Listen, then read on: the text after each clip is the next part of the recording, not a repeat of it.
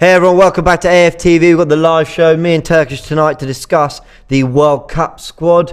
Quite a few England players for Arsenal. And of course, players going to the World Cup. Tomiyasu with Japan, we've got Saliba with France. We could discuss all that and more. And in the last kind of hour, lots of reports around Mudryk as well. So we're going to chat about that and see what's being said. But Turkish, welcome to another live show. I haven't got twiglets on this one though. No, you don't. You left them there, look. Oh, yeah.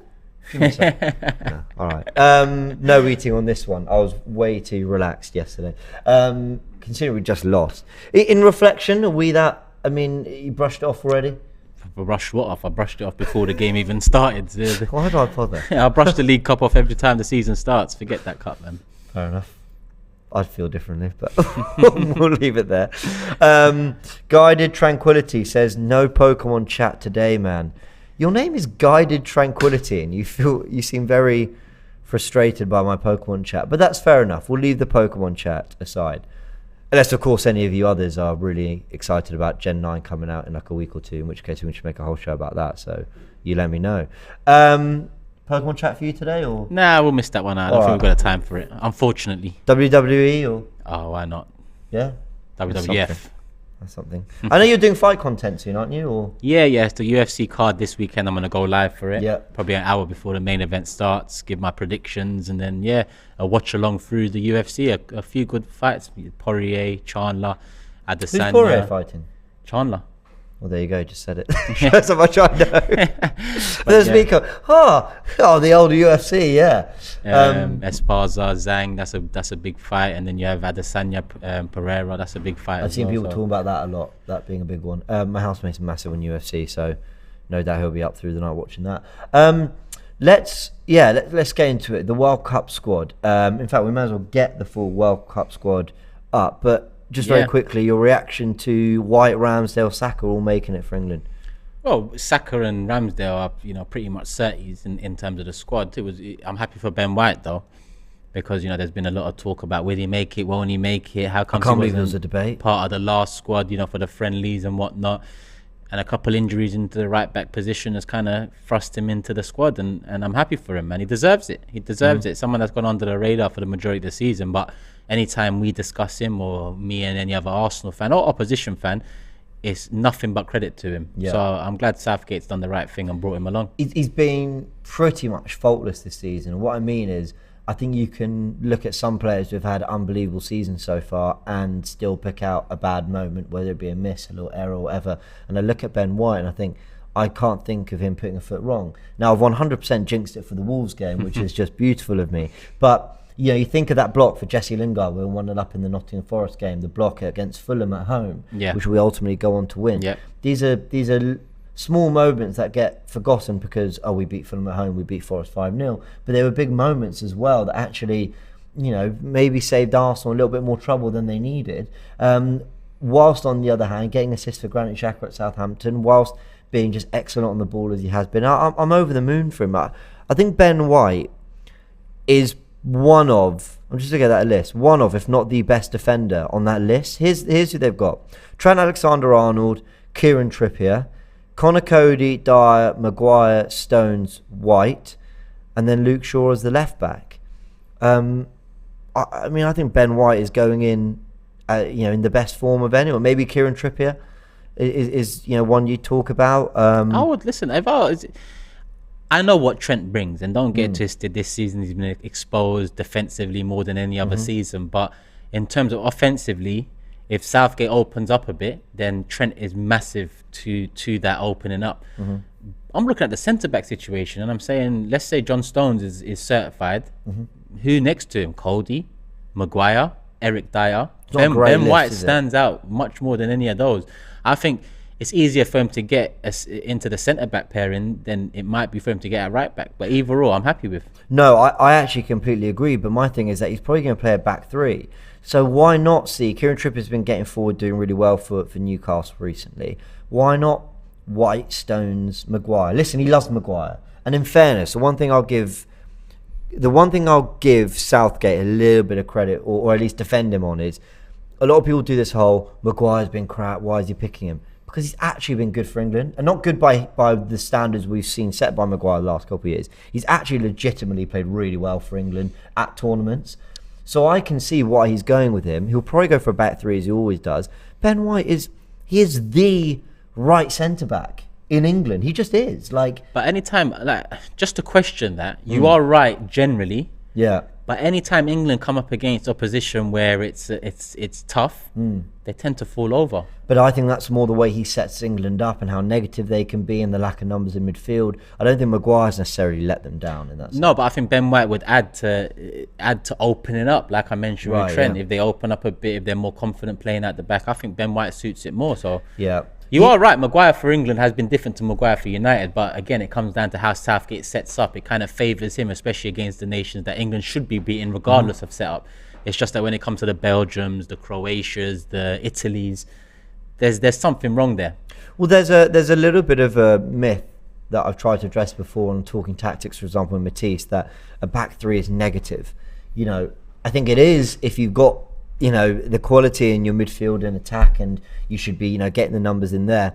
But generally, a back three means your wing backs can get really high up the pitch, and actually, you're still building in a 3-2-5, which is, you know, the shape a lot of you know, clubs still use, like Arsenal, for example, did at Stamford Bridge.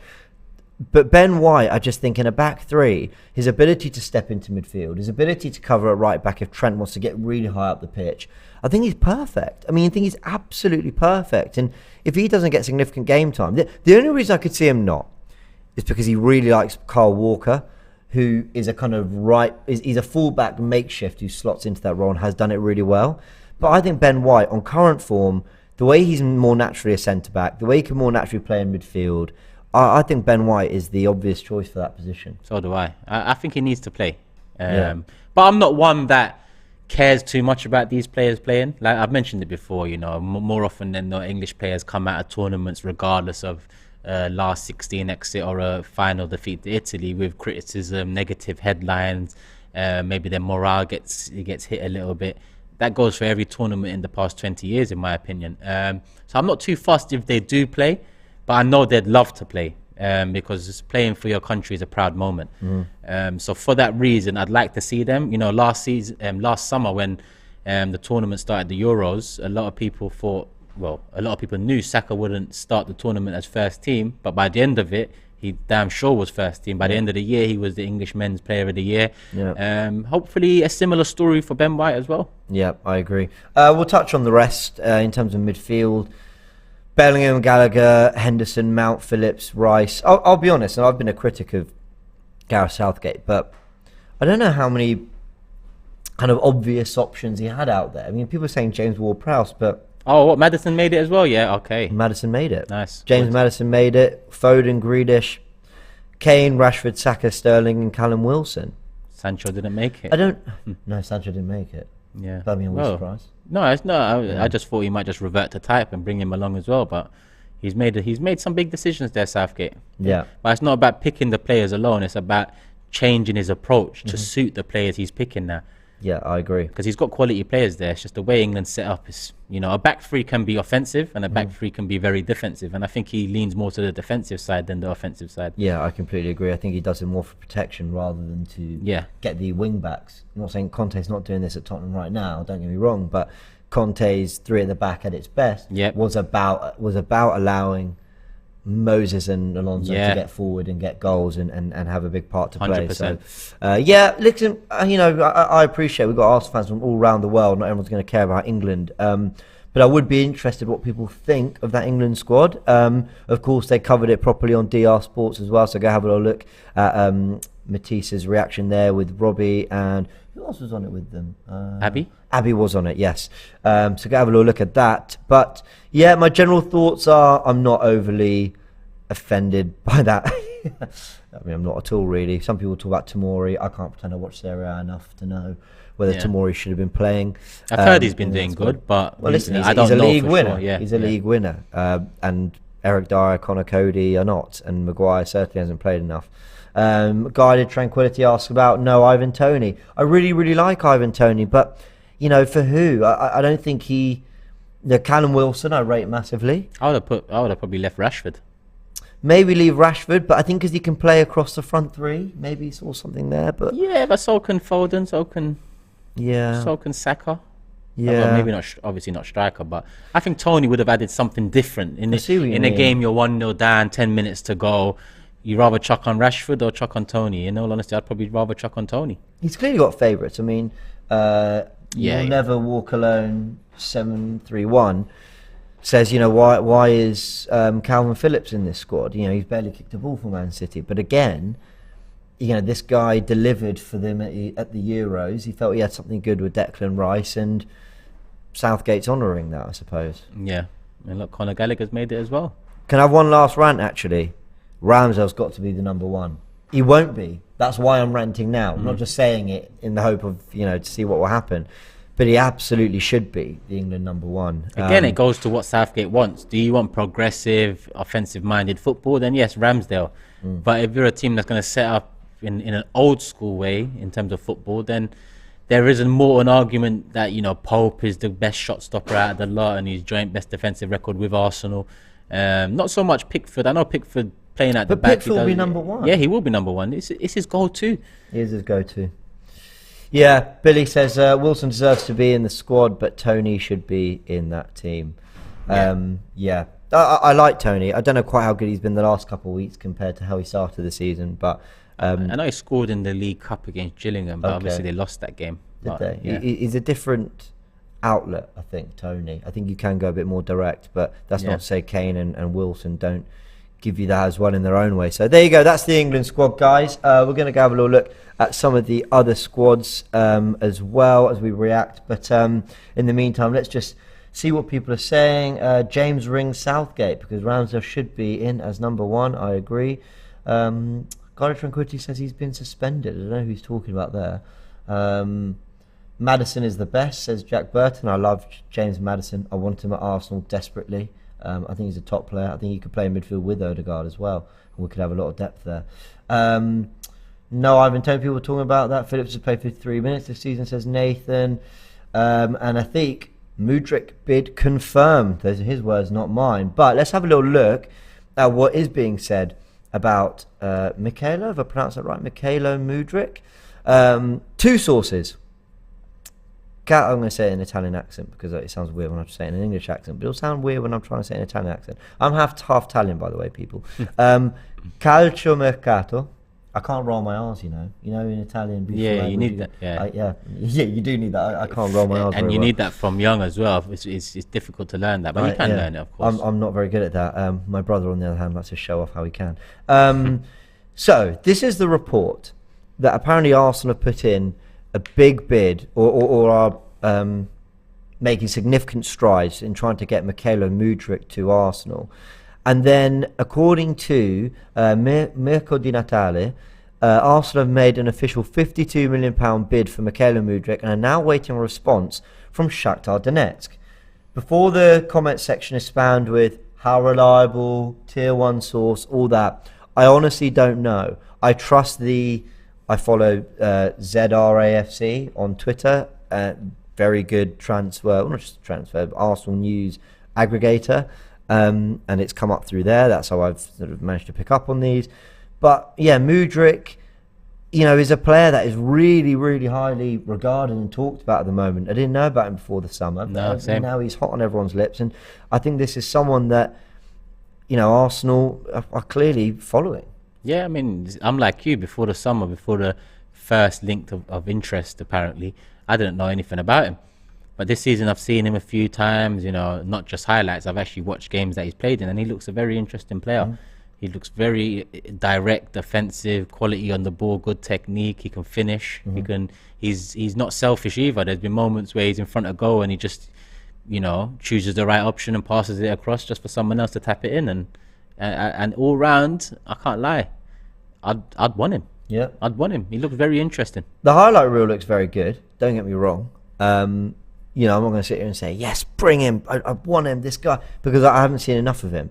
But the highlight reel looks incredibly good, and he also looks like the kind of player this squad needs. Now you're going to think needs. We've got Martinelli, who's very direct, Saka, but that's exactly why, because we've got so much of the way Arsenal play relies on Zinchenko, Partey, Xhaka, Odegaard, Jesus to really dominate that central area, be very safe in possession, knock it around. But when we do play through the lines, we want to work it into those wide areas where our wingers have a lot of work to do. Martinelli and Saka, I think Jesus, are three of the most fouled players in the league, if not in Europe this season. I'm not sure making that up. I've seen that stat going around. And it's because their job, it's an intense one. Run at players, get fouled, draw players out of positions, cause chaos. And you're going to get the best out of Martinelli and Saka if you're asking them to do that fairly sparingly compared to now, where we're asking them to do that week in, week out. Competition is good. I mean, even you look at Kieran Tierney this year and what he's trying to learn about the inverted fullback role because of Zinchenko's arrival. Competition breeds, more quality, motivation. It should anyway. If it doesn't, if it turns a player off, that's not the right mentality we need. So if Mudryk was to come in and Martinelli's game time, goes down a little bit and there's rotation, it's up for grabs. Whoever's playing better, whoever's providing more, whoever's, more efficient in the final third, they get the nod. Yeah. Competition is good. Manchester City have shown that over the years. You need that competition. Well, City and Liverpool, in terms of the points tallies and the consistency they've shown over the years, have been incredible, to the best in Premier League history. And you look at Konate, right, who they signed last summer. He was starting those cup finals for Liverpool. Yep. No one was going, well, where's Matip? Yeah. But Matip was on people's list for Premier League team of the season last year. Yeah. That's unbelievable. He wasn't starting those finals. Yeah. He might have been in Liverpool fans. You can let me know if he was injured for those. But my point is, even there were at times where I think when they came to the Emirates, Liverpool, Matip was having a bit of a tough one, him and Trent against Martinelli. So he brought on Konate. Yeah. That is what a really top side does. They have different players who are at the same level, but maybe offer something slightly different. Now, Martinelli, the thing is, he's quite good at most things, but you might find Mudryk is a little bit more explosive at getting in behind. Yeah. Martinelli's good at getting the ball or running at players, but Mudryk wants that ball in behind. Maybe that gives us another dynamic. I don't know. But I think it's really good that we're getting these rumours early. The season is about to hit the pause button. Yep. And this is what I want to see. That time we're off. This is for me when you do the transfer business. Not when we're thrust in the middle of a really busy January. Yeah. Yes, the window's officially open there, but start doing it now. Yeah, and Ukraine are not in the World Cup, so yeah, he'll be available to talk to link up with. I'm not sure when the other teams across Europe, when their kind of football calendar comes back, whether it's as soon as ours, because Boxing Day and New Year, that's a big time for English football. I'm not too sure it is in Europe because usually it's a winter break. They are going to get a little bit of a winter break. Yeah, they usually do. You know what? Let me just not make stuff up. And I see some people mentioning, Rafael Leao at Milan. Someone asked, is Mudryk as good as Gakpo? I love Rafael Leao. I do. I just think that he's probably on to I just think he'll be. I know you mean a lot more difficult to get Leao than it would be a Mudryk or a Gakpo, but they're back 17th of December. My apologies. Oh, hold on. No, that's a club. That's a club friendly, so that's a lie. 4th of Jan. Yeah, so they have a little Napoli. break. So essentially, we could get it done, dusted, and he doesn't play another game for Shakhtar. Yeah. Well, also, would he be cup tied because? No, they've stopped that, haven't they? Remember when the Oba thing happened? Didn't they stop that when you signed for another club? I hope so. I'm pretty sure they stopped that. Confirm for me in the comments if you do know people, but I'm pretty sure that's been changed over the last 2-3 years. FC Cape Town says that offer is too high. So this was a reported 52 million. He said, I don't think we can make such an offer. I disagree. I'm sorry. And the reason I say that is I know Arsenal don't really have a history of, well, Aubameyang was a £60 million January deal, but I think Arteta will be saying to them, look what I've just delivered. And he was saying at the end of the last window, we're a bit short, we know we need to do a bit more, whatever. Yep. He'll be sitting there going, don't get it twisted, we're a bit lucky that we've not had the injuries Tottenham, Liverpool have had. He kind of Chelsea. alluded to that last night in his post-match. I think so. He said, we know we're still very, very short. Those are his words. Not alluded to it, he said it. He very much said it. Yeah. But he's alluding to the idea that he wants to do something about reinforcements, it in January. yeah. There's a way of addressing the situation without sort of saying, hi, media, we will be doing our best to sign players. Yeah. He's going, look, we'll see what we can, but we're very short. And I think he'll be saying to them, this is an opportunity. This is a massive opportunity. Go and hit the button. Just whatever whatever you plan to leave me for the summer, give it to me for this player now. And I think they'll be tempted. I think they'll look at this and go, do we really want to pass up this opportunity? Because we're not sitting there saying Premier League. We're actually sitting there saying, just in terms of elevating to the max what this season can be, maybe a miracle Premier League title. But you've got to have us as one of the favourites to win the Europa League. Maybe an FA Cup run. Top 4 in silverware. Yeah. We can come out of this and really celebrate this season. Yeah, I mean, I keep on mentioning that I've turned full circle with Mikel, I've turned full circle with Edu. It's the ownership now. And one thing that needs to change there is I don't want to be in May, come the end of the season, looking back at January again and wondering what if, or wondering, you know, what actually happened. I'd rather they try. And I'm not saying try and will succeed, because you can go and buy a player in January, buy 2 players in January, and you might still not make it over the line in terms of a league title, or like you said, a top 4 and a domestic cup or the Europa League. But what I can't excuse is now them not really going for it, because Arteta's shown them enough, Edu's shown them enough. Have they shown enough? For me, not yet. January will say a lot, and next summer with Champions League football back at the Emirates, that will also say a lot. And you know, January is the first kind of milestone for them. Will they go in and support Arteta and Arteta's belief that we are short? Yeah. This is slightly off topic, but Ryanair tweeted to Sancho saying, "We'll still fly you somewhere," with a kissing emoji. I mean, it's a bit of fun. I'm sure he probably won't be finding it particularly funny. In the end, it's just football, but he's probably pretty devastated about what happened. But Ryanair have been enjoying their tweets recently, actually. They've been having some fun. These Irish companies, they love throwing, like Paddy Power does the same thing. Is this real? Sorry. Yep. Aston Villa have just tweeted that there is a new crest from the 23-24 season. Yep. Everyone's going with a more basic crest these days. But what's wrong with their current crest? Again, I think it's more commercially appealing. Same way we changed our badge, City and so on. I think it's for more commercial appeal. So when they put it on clothes, it's more a brand than a football badge, if that makes sense.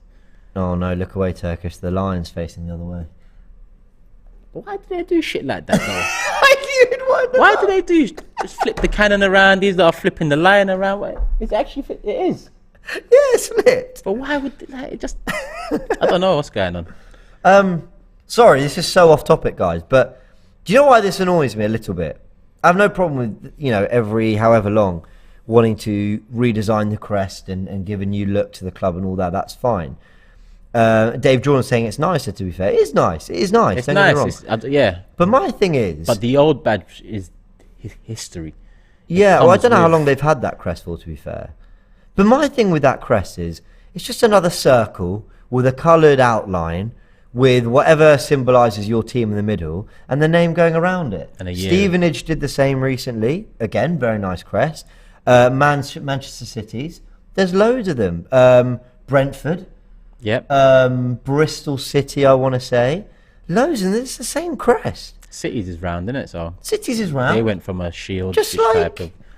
what I like about the Arsenal one, and I know it's gone through some change, but at least it's a different shaped shield, and it feels somewhat different to the ones that are out there. Yeah. It feels like everyone's just kind of taking the template and going, "Oh, here you go." It's nice, and listen, what do I care? Aston Villa fans will tell me, but I feel like it's just... Sorry, the comment section are reminding us of that Leeds United one that wasn't used. Here we go. This. Yeah. Maidenhead, City, Dorking Wanderers. Yeah, then you got that, and then you got their opposites. Yeah, Look, you guys can't see this, but if you go on Twitter, you'll see. Just look up the Brentford, Bristol, Stevenage, Maidenhead, Welling United crest, and you'll know what I'm complaining about. But anyway. Look at that City one. It actually wearing, like, when I see that City badge, it reminds me of, you know, City when I was growing up. Not that they were saying much. Maybe with City it's a bit different because their successes come with this badge. Maybe this is the badge that they'll remember. You could modernise that crest, couldn't you? Of course you can. You could just take I'm not sure what animal it is, but, you know, it looks like is that an eagle? I don't know. But you could put that behind a kind of, I don't know, you can do something. Anyway, whatever. What do I care? I just felt the need to rant about something. What else have we got? Villa have actually reverted to their older badge by the looks of it. Okay, fair enough. See, this is why I try not to comment too much. Yeah, I've just been on a massive rant. Javi also said design is just based on simplicity nowadays, no originality. That's what it is, more or less. Yeah, Harvey's right. Yeah, commercial appeal. Mudryk to Arsenal, please, says Ball Bro. Let's take it back to the Mudryk stuff, sorry. Or actually, no, we've kind of done the Mudryk thing, but actually, let's touch more. So if I was to ask you, Mudryk, Leao or Gakpo, what's the and second? Gakpo didn't blow me away in the 2 games. Not in those games, no. But his numbers are very impressive. In general, yeah. I might look silly saying this, but I'm going to lean towards Gakpo because I don't know enough about Mudryk or Gakpo to comment. Only that Gakpo, I think, is a slightly different profile in that he's a bit taller and can play up front. Therefore, maybe a little bit more. Listen, can Mudryk slot in for Jesus if he gets injured? Maybe. I don't know. Leao can. From what I've seen this season, I don't think so. But who knew that false nines would have come about 5-6 years ago? So God knows what these players can do and can't do nowadays. It's all about fluidity and interchanging now. So for me, it'd probably be Leao, Mudryk, and then Gakpo, just because I wasn't impressed with him against us. But that's not to say he hasn't been impressive. And I'd take any of the 3 if I'm honest with you. Just get Zaha, 1/3 of the price and not a gamble, says release. That just sounds like the old Arsenal, mate. It's not about going for the cut price things anymore. It's about actually, going for it.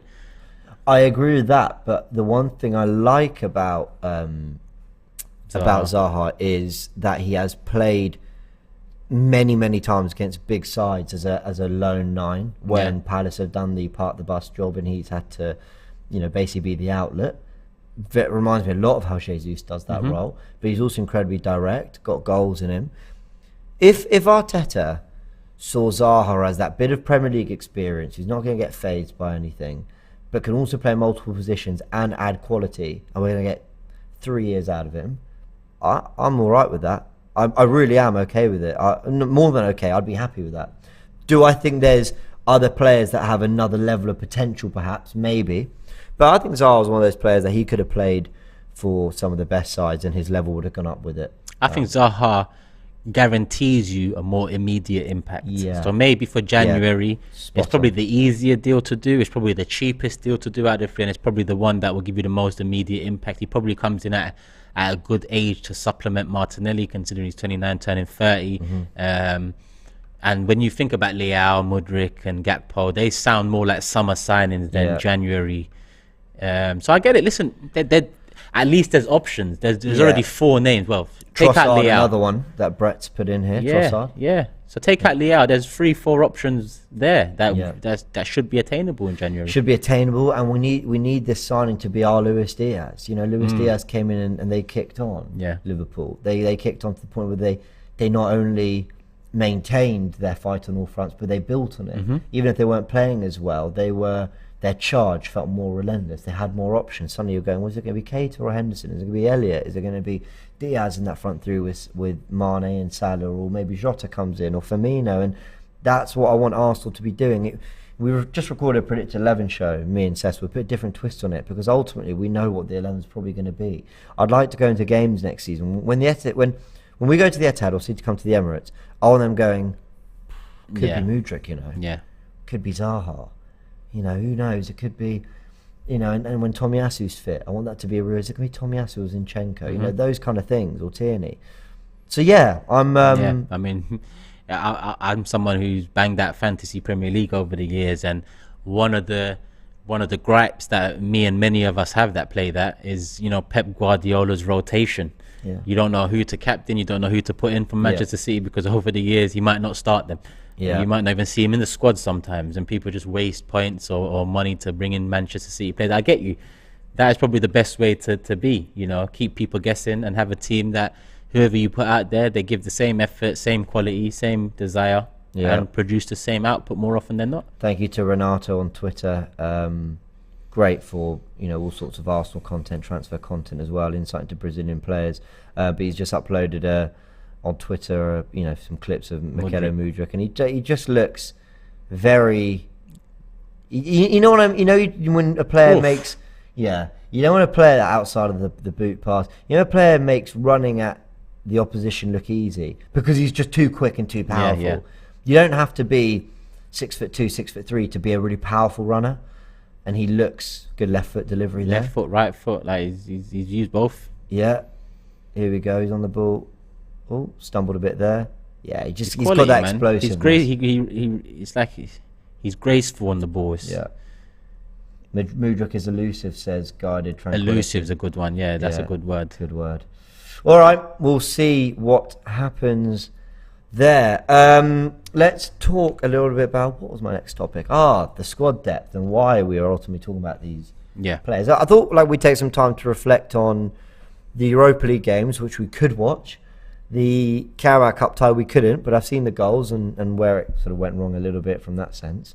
And basically just, I don't know, it's not to dig anyone out, it's not to have a massive go at anyone, but it's basically just to ask the question, who's stepped up, who's shown that they've got a big part to play when crunch time comes next season, who needs a loan, who is playing their last season at Arsenal. Mm-hmm. People might say this is negative, we're doing so. We always want to improve, and we just went out the Carabao Cup, so let's talk about it, I suppose. I'll start with Rob Holding, a guy I've always quite liked because I've got no doubt he's ultra committed to the cause, and I think he's actually had some good games in Arsenal shirts, and he's kind of probably been considered. There's a little bit of an overriding joke, Holding's playing, and I don't always think that's been fair. Come in and done some good jobs, especially when we go to a back five. But he got spun again on the goal. One of the goals yesterday, but it was Matoma's goal. Spun again in the PSV one. Couldn't handle Son in that North London derby. I just wonder whether the football has gone beyond. We want to press and we need players that are good at anticipating win the ball back and then dropping deep to cover. I just wonder whether a player like Rob Holding, what's he shown you over the last couple months when in his appearances? He's done okay, but you know me. There's players that I've had enough with, and Holding's one of them. Holding's not a Mustafi, he's not a Bellerin, he's not maybe an Ozil where we had high expectations and they let us down. I never really had high expectations for Holding, but he still let me down, which might actually be worse, to be honest. But yeah, with Holding, I think he was lucky to get that new contract. I guess I understand it because of the amount of changes we've made over the years. And if we were to keep any of the old guard, then he might be one of them at the time. But I do think that this summer coming now, it's time to maybe see off the last few. Look, we got Austin Trusty who's doing well over at Birmingham. He's a left-footed centre back. Maybe he comes in next summer, and Holding maybe sold or I don't know how many years. When did he sign that 4-year contract? I have a feeling it was about 2020, I think. Probably got about 2.5 years left on it then. Oh, maybe even just 1.5. Maybe 1.5. I can't remember. It was 3-4 years. I can't remember. Actually, it's 3. It's probably 1.5 or 2.5. Something like that. I've always defended Holding massively because I think the ACL injury, we saw it in Bellerin as well.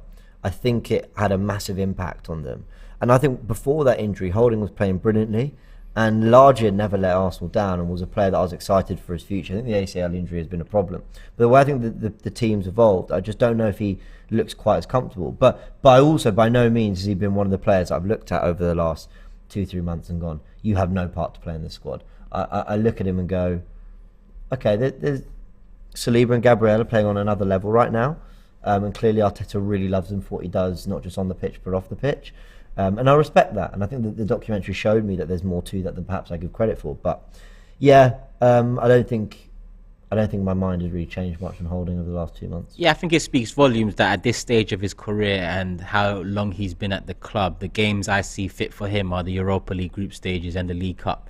Yeah, I think for a youngster that's coming through, maybe like a Sambi, that's more understandable. For someone like Holding, it's kind of like, all right, you haven't been the worst out of the bunch over the years, but you're not as reliable as the others are already, because the others are relatively new, whether it's a year and a half or whether it's just 12 games. Between Ben White, Gabriel and Saliba, we've upped the levels defensively.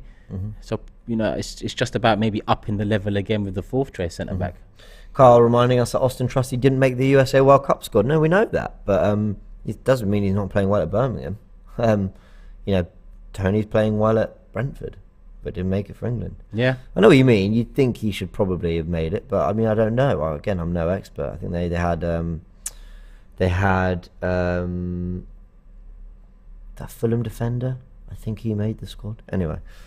Someone said Austin Trusty didn't make the US squad. To be honest, I didn't really expect it, but considering he's in the Championship, but then again, God knows where the majority of the American players are from. There probably is a few that's playing maybe lower league somewhere. What about Tim Ream? Thank you, AFC Cape Town. What about Fabio Vieira? Yeah, well, first couple months in an Arsenal shirt. Arteta mentioned in the press conference when he was asked about Vieira struggling, he said that he did come in 2.5 months out injured, didn't really get a pre-season. Anything?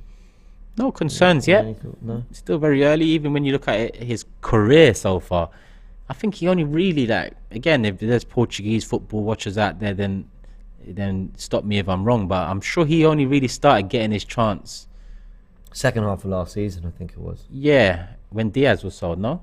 Something like that, yeah. And I think, I don't think it was injury related. I think they took their time to. Yeah, and his numbers were amazing coming in, and that is just the Portuguese league, and in comparison to the Premier League, very different levels.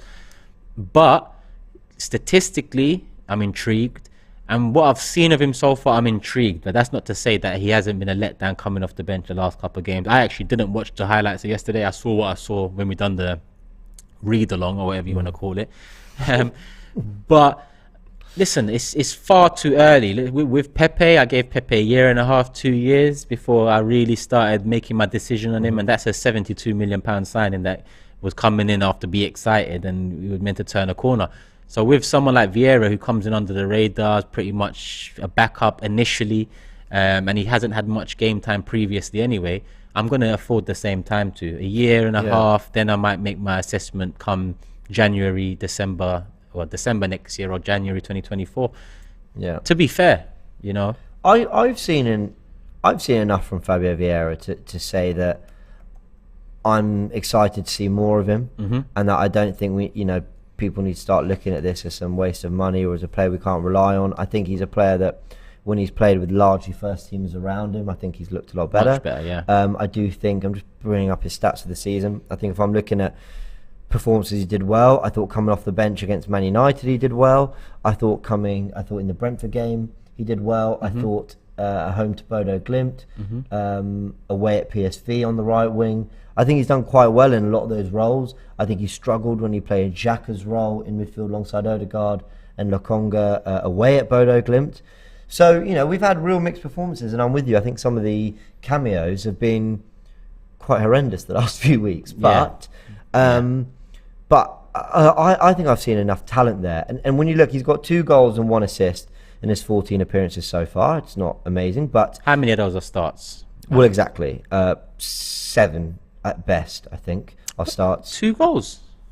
So he got the one at Brentford, and then the one against Bodo Glimt. That was it, when he hit the roof of the net. Yeah. It's a really nice finish. Yeah. And actually, he's come quite close to a few of those. I think Jesus got in the way of one of his strikes, and he's been a little unfortunate with others. So he's clearly got an eye for goal. He's got a decent right foot on him as well, though again, he seems to enjoy his left. That whipped in ball for Holding's header was fantastic. So I've seen enough to say that I'm excited to see more of him, but I'm also excited to see more of him alongside the right players and 100%. See whether he kind of can get up to that level. He looks the kind of player to me that is going to need like 3-4 Premier League starts in a row. Yeah. And we'll see the confidence come and that bit of magic come. Yeah, I mean, because even if you look at our Europa League games, Saka, Jesus, Martinelli, they haven't looked as good in the Europa League as they have done in the Premier League. So part of that reason is the Premier League squad is greater in quality. And same with Vieira. So I'm just giving an example there of players that have played well this season, but when taken out of their usual surroundings and put into a new surrounding, they don't look as good. So for Vieira, I can only give time. I've been learning that over the years as well. When Ramsey and Ben White first came in, I was just like, what the fuck is going on? But a year later, I look at the two of a lot of fans' favourite players out there. So I've learned to be patient too. It's a different time. It's a different kind of it's a different world. It's not about now. Arteta's proven that given some time, not just him, but his signings too, they have come good, the majority. So with Vieira, I'm going to give that same benefit of doubt. But there definitely is a quality player in there. The biggest the biggest concern is, can he get used to the Premier League physicality? So a lot of people are saying here, he needs to hit the gym, needs some physicality. Look, I've always felt that the whole, you need to be some robust midfielder to survive in the Premier League. I've always felt that that's unfair. However, you do need to be robust mentally. You need to be able to ride a challenge. When you look at Phil Foden, don't get me wrong, far stronger and fitter than the average person, don't get me wrong. But actually, in terms of when you look at him and his kind of stature compared to other players, he's much more about using his body very well, low centre of gravity, gliding past players, and also having that mentality. It's not just about riding a challenge and putting your body on the line, but it's actually about how you put your body on the line. And someone like Fabio Vieira, I think it would be more a case of getting used to it and growing into himself a little bit more and stuff. I'm excited to see more from him, and I think it's actually nice that Odegaard felt like a player we didn't have any depth for, and Vieira feels quite like for like. And Kelvin here says, I think people need to shut up about the physicality bullshit, but it's not bullshit. And I'll give you the best example I can give you: Mesut Ozil and David Silva. Both come in as a pretty much same type of profile. David Silva managed to make it work in the Premier League. He became a bit more robust. He became a bit more physical. And look at how his career ended in the Premier League. Now look at Mesut Ozil and how he didn't He did beef up a bit, Ozil. He did, but he was still very lightweight. He wasn't in for the challenges. He'd get brushed off the ball easy. And that was part of his downfall. So physicality in this league is not bullshit. It's facts. You do have to be a bit more physical. Now, I'm not saying he needs to come out like Adama Traore next season, because Bernardo Silva as well has come in and managed to work around the robustness and the physicality of the league. But it's a mental thing as well. You have to get around Bernardo Silva and the way he presses and puts his body on the line. That's what it is. I think it's a mental robustness that 100%. You need, as much. David Silva had it. Ozil shied away from it, in my opinion. And that comes from the mental side of it. Lokonga getting mentioned. We'll touch on him. Then we'll do Eddie Nketiah. Let me just take a second to really just revise my thoughts on Sambi Lokonga. I think there's a talented player there. I think he's good on the ball. I think he can get past the men. I think he's got quite quick feet actually. And I think we're going to see him grow into a player that has more impact in the final third than he does in the defensive third. I'm willing to give him more time because I don't think his kind of, how do I put it? I think his development's been ideal. You probably would have wanted him playing as the 8 this season. And then he gets injured, he's playing more as the 6. He's then playing in the teams that aren't, the team that we rotate a lot. When he started at Old Trafford, I know he got caught out of possession on one of the goals, maybe 2 of them.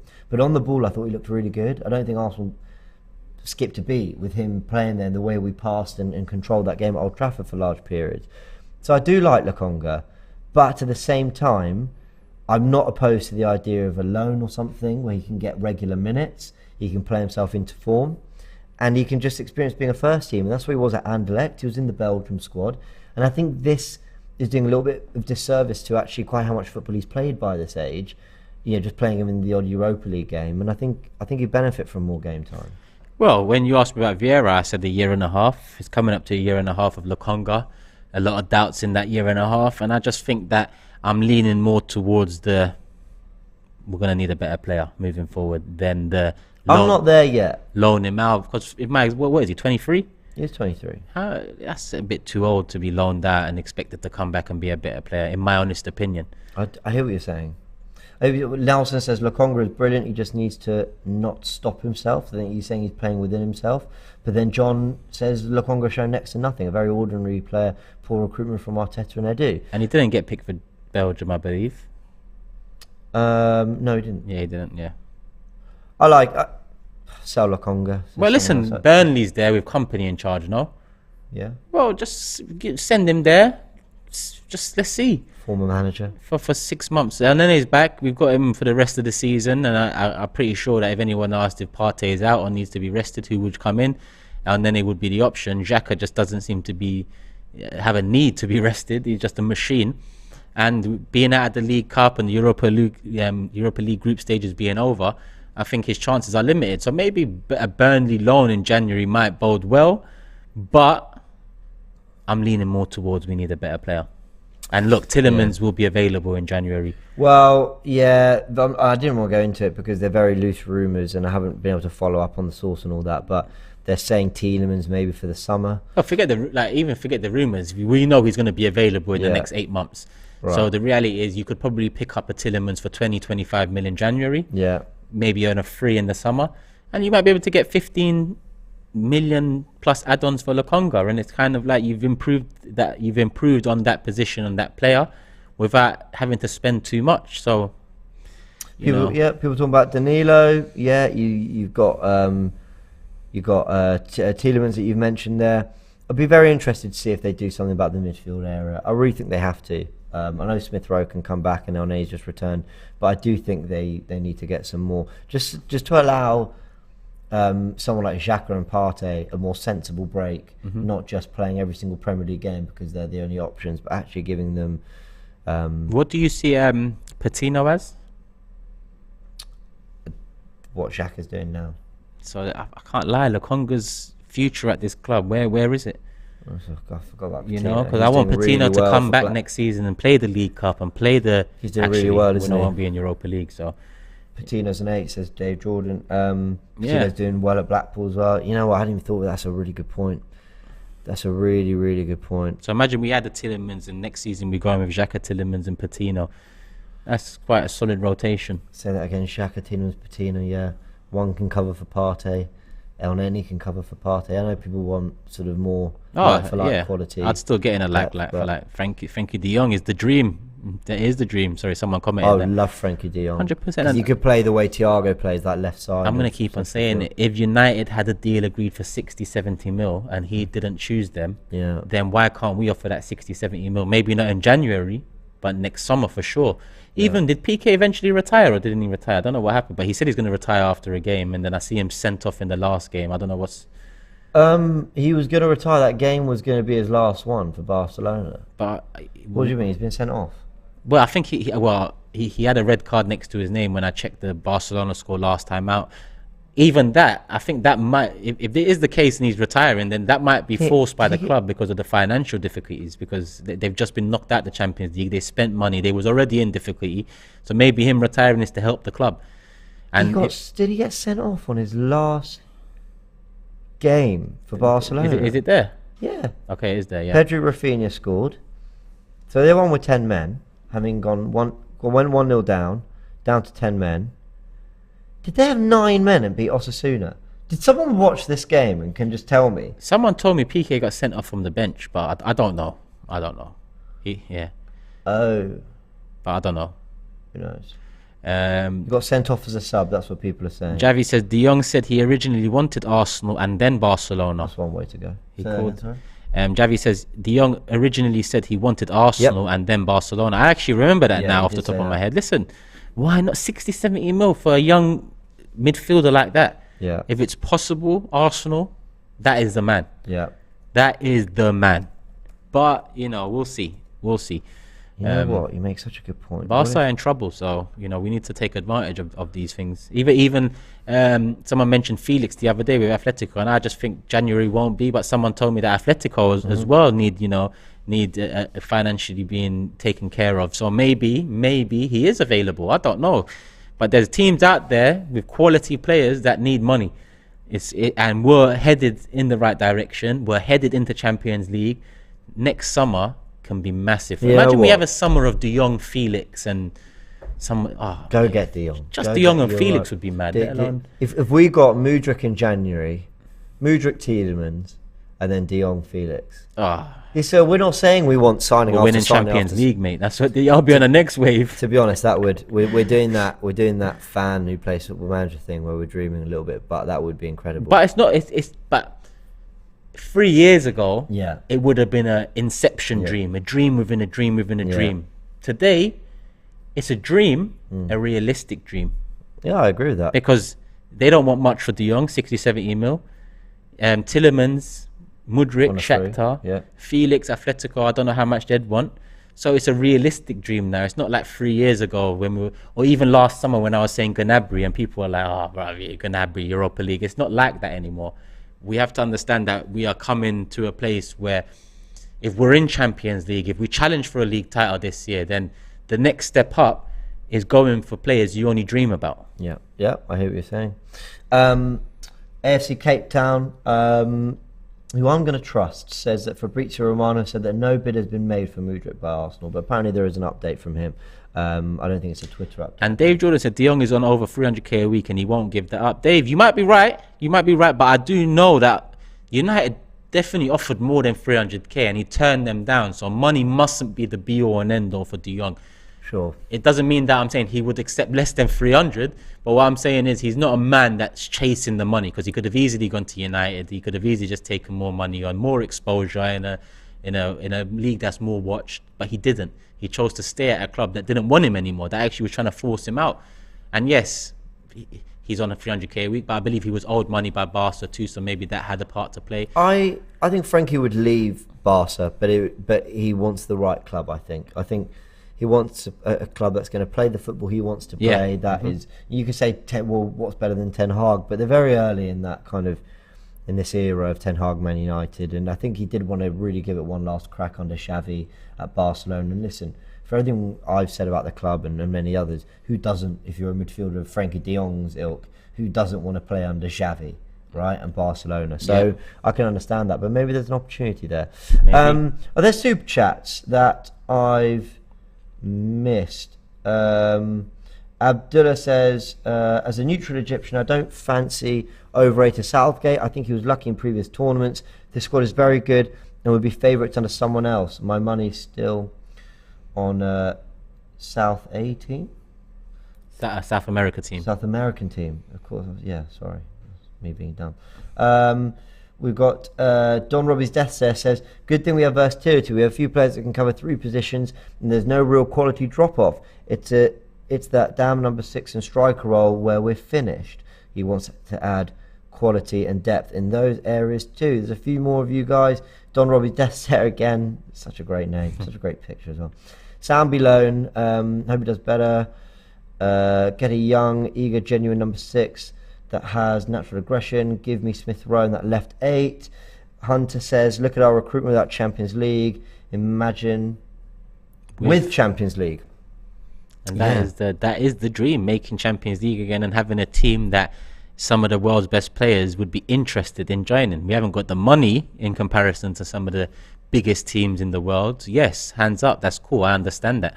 But you know, as Liverpool have shown over the years, if you build a side good enough and a side that can challenge, then, you know, you can attract players into the club. Look at Thiago. Thiago was a massive signing for them. One of the world's best midfielders at the time, coming in, you know, essentially forcing Bayern Munich to sell him for cheap. Dave making a really good point. He says, I have missed a few. Turkish would never miss Super Chat. You know me well, Dave. I want to run through some of the World Cup scores just to remind ourselves of who's going and who's been confirmed. We don't have any Australians going, although big up former Arsenal 6-month loanee Matthew Ryan. Oh yeah, he's made the squad. Wishing him all the best of luck. Denmark again. Got Matthias Jensen there from Brentford. Got Christian Eriksen, Højbjerg, Spurs, but Damsgaard from Brentford. Costa Rica. Joel Campbell was Costa Rican, wasn't he? Yeah. Japan, of course, we've got Takahiro Tomiyasu. Wishing him all the best of luck. I'm glad the injury isn't too serious, because I was a bit worried about it. And Matoma from Brighton in the squad as well. Takuma Asano's in that squad as well. Former Arsenal player. Former Arsenal player. Did he ever get any first team minutes? Maybe a couple. If that. Croatia. Kovacic in there, Brozovic, Vlasic, who was at West Ham last season, Mudryk, of course, Perisic, Spurs. Brazil, of course, we have got Gabriel Martinelli, Gabriel Jesus. Listen, I think Gabriel should be in that squad, but what do I know? Can't deny Thiago Silva, Eder Militao, Champions League winner. Then you've got Marquinhos, who I think is a brilliant player. Well, I haven't watched much of him recently. Bremer, don't know much about him, but I know he went to Juventus recently, was doing well in Serie A, I think, for Torino. So let us know in the comments. Should Gabriel be in there over Bremer? I'm going to say yes, but it's total bias. But I'm just going to say yes. Of course, Granit Xhaka captaining Switzerland, I believe. Let's see if they... Well, listen, I want them to do well. They beat Italy to it by winning their group. Yeah, they did. Yeah. So that's So heartbreaking. then, is this just a European then? Because I wanted to see Senegal. Is Mane's injured, isn't it? Yeah, so actually, let's get to that. I think it'll be later on. Wales, Aaron Ramsey's there. Don't know if there's anyone else. Former Arsenal. France, of course. William Saliba's in the squad. Be interested to see how fit Raphael Varane is. At the moment, it could be Saliba, Kimpembe at the back. We know Kimpembe's been one of his guys at the last tournaments. You've got Koundé, who's, Barcelona player. Konate, who's brilliant. Upamecano from Bayern Munich. It's a lot of competition at centre-back. So Saliba gets significant minutes. That really, really tells the world what everyone thinks of him. But it also shows the world who he is. Yeah. Not that they need any more showing, but yeah, very true. That contract is so massive. I completely agree. That's if there's anything I can wake up to tomorrow or next week, yeah, a Mudryk signing, a Tielemans signing, Saka contract, Martinelli the one I want to wake up to is Saliba signing a contract. I hear that. I have faith Saka and Martinelli will. I have faith. I'm confident. Yeah. With Saliba, I'm 50-50, and I'd love to wake up to that news. I agree. Matt Turner in there for the United States. Cameroon, no one from Arsenal. Brian Mbemo there. Brentford player. Having a little look. Anguissa plays for Marseille. Still at Marseille, isn't he? Am I right in that? Let's have a little look at Germany. Armel Bella Kotchap has made it for the Southampton centre-back. Oh, yeah? Signed this summer. He's done well. Mario Götze returns. Wow. Of course, you've got Leroy Sané, future Arsenal winger. It's taking it back to the summer, if you know, you know. Yusufa Moukoko makes it at the age of 17. Mad. Wow. He's at the end of his contract at the end of the year, Yusufa Moukoko? Yeah. I know he was from playing Football Manager. I just didn't know if Dortmund had sorted that out. I believe I read an article 2-3 days ago. Him as well. He was on the list. So in January, he might be an option for someone. Yeah. He looks a real talent as well. He does. Morocco, you got Hakimi in there, Romain Saiz, Mazraoui joined Bayern Munich in the summer. Amrabat, who was linked with Tottenham back in January, plays for Fiorentina, I believe. Sofiane Boufal, former Southampton legend. I joke. But what a goal he did score a couple of years back. Yeah. Hakim Ziyech in there as well. Ilyas Cher, is he still at QPR? He was an exciting player at one point. Maybe he still is. Courtois makes it for Belgium. We know that no Lokonga in this squad. Andre Onana, who joined Everton this summer, is Yuri Tielemans, future Arsenal midfielder. I'm going to stop doing this. Leandro Trossard, future Arsenal forward, is in there. Eden Hazard, we were linked with him actually a year ago. Fuck that guy, man. Jeremy Doku, like the look of him as well. He looks a really exciting player. Does. England, we've gone through that. We know that our boys Ramsdale, Bukayo Saka and Ben White have made the squad. Poland, Matty Cash is there from Villa. Szczesny, former Arsenal goalkeeper. Christian Bielik, former Arsenal midfielder. They never really got a chance. Went to Derby. Zielinski, is he still at Napoli? I believe he is. Krakowiak, former Arsenal serial-linked transfer target. Krakowiak, I remember him ended up going to consistent links PSG, there. didn't he? Portugal, what a squad they've got. From Jose Sá Patricio in goal, but Cancelo, Dallo, so he's been playing really well. Diaz, Guerrero, Nuno Mendes, Neves, Palhinha, Bruno Fernandes, Vitinha, Nunes, Bernardo Silva, Cristiano Ronaldo, Leao. It's a good squad. Those are the confirmed squads, I believe, as I scroll through. And someone said Mane's doubtful. He hasn't been ruled out yet. Okay. But, yeah. That'll be interesting. All right, guys. One super chat left here from Hunter says, watch out for Jonathan David of Canada. He plays for Lille and dominated CONCACAF. I think he'd be a great backup to Jesus. Someone we've talked about before. Yeah. Someone that, I'd still definitely be interested in available. But, make it make sense, Arsenal. And give Arteta what he needs. That's it. Guys, I know that we're approaching our final Premier League game for the World Cup, but don't think for 1 second that we get a holiday. No, I'm kidding. You saw that, Robbie. I'm joking. Don't think for 1 second that we're not going to be here covering Arsenal, keeping up with everything that's going on, keeping up with all the football, keeping up with the World Cup. DR Sports, like they did with the Women's Euros, like they did with the Men's Euros the summer before, the one we were a big part of as well. Arsenal, no Pokemon talk, says Harvey. I'm afraid not. DR Sports will be covering every single game, every single World Cup game. They'll be there talking about the games, reacting live as the goals go in, previewing other games. Maybe I'll do some tactical stuff. Who knows? I'll chat to Jason. But of course, we'll be watching it. We'll keep up, seeing how the Arsenal players are doing, seeing if there's the old, after James Rodriguez, it's now fashionable to sign players from World Cups, isn't it? So keep an eye on who's doing well, who's lighting up the tournament.